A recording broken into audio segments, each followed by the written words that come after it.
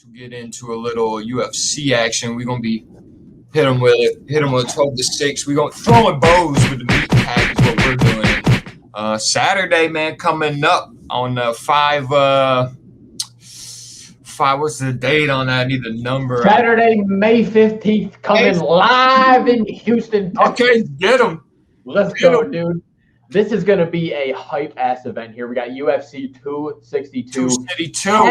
10 main card performers have combined for 46 performance bonuses in their career, dude. This is going to be juicy. There's going to be some great fights on this main card, dude. Let's go ahead. We're going to just start breaking it down. Let's get into it. So first up, we got the boy, Edson Barboza, coming in as the underdog, plus 110 against Shane Burgos out here, dude.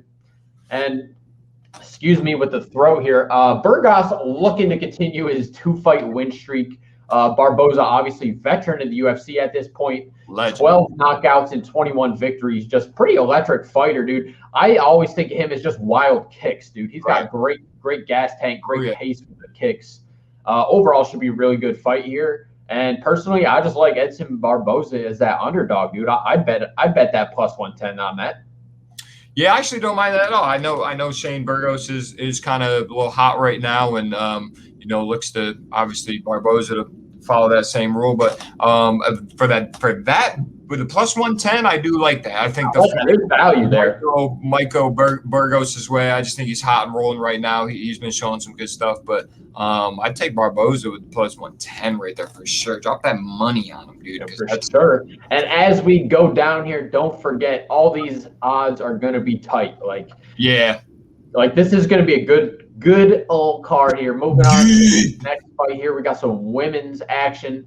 We got Caitlin Chukagian versus Vivian Araujo coming in at the plus 115 underdog. Caitlin with the favorite minus 135. I actually definitely agree with these odds here. Caitlin is a former title challenger looking to get back up there in flyweight.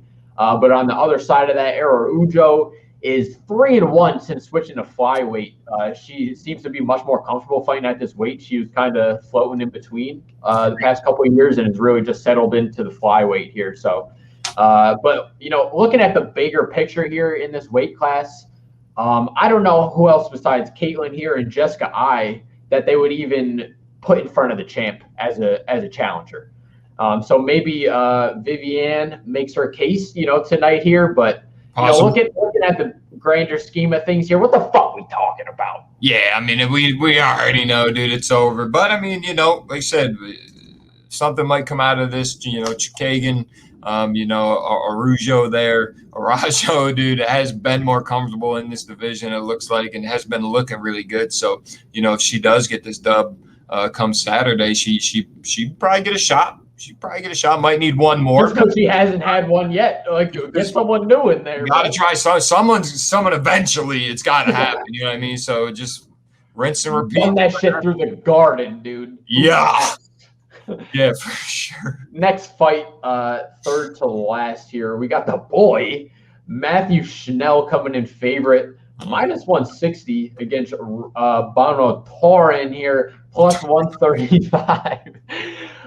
Just breaking this down a little bit. Schnell has won 5 of his last 6. So looking to get on another win streak here. He did lose his last fight. Right. And then on the other side here, Bontorin has 11 submissions in his 16 career wins. So the question for me really here is, can he get his hands on Matthew Christopher Schnell? I don't think so. But even if he does, Schnell is no scrub when it comes to the sprawl. So I think this is a very good matchup. I'm staying away from this betting-wise. I'm just excited to watch this fight. I think it's going to be a good little scrap. I do think it is going to be on the ground for most of it, but I think it's going to be juicy. Yeah, I do like Matthew Christopher Schnell from a grappling and clinch standpoint for sure. And I think, if the fight kind of stays that way, I think he takes home this dub. But Bontorin there, like I said, if he gets you on the ground or he can get you up, dude, the dude's going to make you choke on your own dick. So that's just kind of how that works with that guy. Got 11 of them, some bitches. So that dude fold you up real quick. But like I said, dude, Matthew Christopher Schnell is probably going to walk out of that octagon with a W. So big shout out Matthew Christopher Schnell -1. Matthew Christopher Schnell. Moving on next, we got the co-main event. The boy back in the octagon again. Tony Ferguson coming in as the underdog, +140 against Beneil Dariush here, who is honestly just on a hot tearing streak of this division right now at minus. Dude's good looking as fuck. Underdog. But for me, this is another gatekeeper fight for me in this division, in this lightweight division. I mean, Tony Ferguson's that guy. He's been that guy for a minute. This would obviously be the biggest win of Dariush's career here if he gets his W. But again, it's just going to be another little scrap. And Tony Ferguson's kind of been on a losing skid. First time in his career here. So we've still been waiting to see that bounce back dominant performance that we want from Tony Ferg. So hopefully we see it here. Yeah, no, definitely. Just like I mentioned the last fight, a guy like Matthew Christopher Schnell, I look at a guy like Darius here who I like from a lot of aspects, but obviously Tony Ferguson has been on a little bit of a skid here, skid in the undies. But I still look for Tony to be able to grapple here and possibly, if something, we can get Darius on his back or something like that. I mean, I think Tony would be able to make a move here, but he's got that reach, man. Beneil Dariush here has just been able to just be hot right now. And like I said, I don't know if in the long run, either one of these guys really make that big of a noise or whatever, see no gold on their belt. Maybe. I think Tony Ferguson, unfortunately, times might have passed. But we'll see with this win here. If Tony Ferguson gets this win, he might be in that conversation. Would look at see who's 1 and 2 in this rank and just go from there. But Beneil Dariush wins here. He'd obviously be looking to make a play with that as well. But I'm gonna go ahead. I'm gonna go with Ferg here, man. I just as a fan, I want to go here with T Ferg. As a fan, man, right? Yep. I obviously I like Dariush. I like the trajectory he is on right now. But I want to see T Ferg get back in this win column and just win these fights. Yes, sir. Getting on now to the main event. Woo! And the boy, Charles Oliveira, back quickly into the octagon. -130 here, favorite against Michael Chandler at +110, bro. And this is the main event for a reason. This will be the first lightweight champ post-Khabib era, dude. This is a gigantic deal. And honestly, I think these are the two dudes that are deserving to be in this fight. Oliveira is UFC's all-time leader in submission, which is insane. He's on an 8-fight winning streak. Absolutely just been tearing idiots up. But on the other side of that, Michael Chandler is no fucking scrub. 3-time lightweight champ over there in Bellator. And, it's insane that this is his only second UFC appearance that he's getting a title shot. Right. He's a very established lightweight fighter, just over in a different league here. So this is going to be a little scrap. But I do think Charles Oliveira gets a fucking hold of this dude's neck and chokes him out.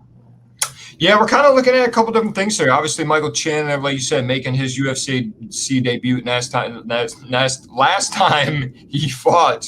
Whoa. But and obviously delivered those mitts. Putting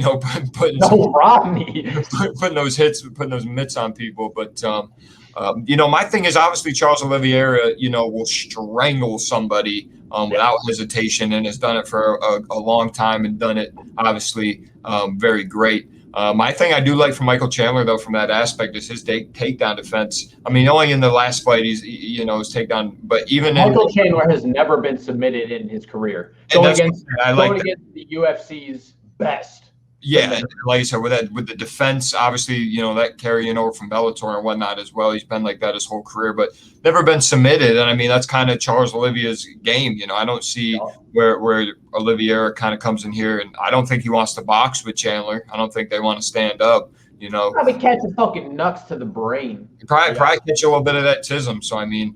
I am excited to see this fight, though. This is going to be a great card to watch. Like I said, exciting fights. These are people put on, fight of the night performances. Oh, yeah. But I'm big, I think Michael Chandler wins this little fight right here, dude, at the +110. I'm taking all the underdogs this fight or this card. Very interesting. Yeah, very tight odds here. I mean, all these are. It's tight, though. It's tight. But yeah, I don't know, dude. Super hype. That is the UFC 262 fight card for y'all this weekend, Saturday, May 15th on them, boy. Let's get ready to rumble. That being said, woo, cut it. Perfect.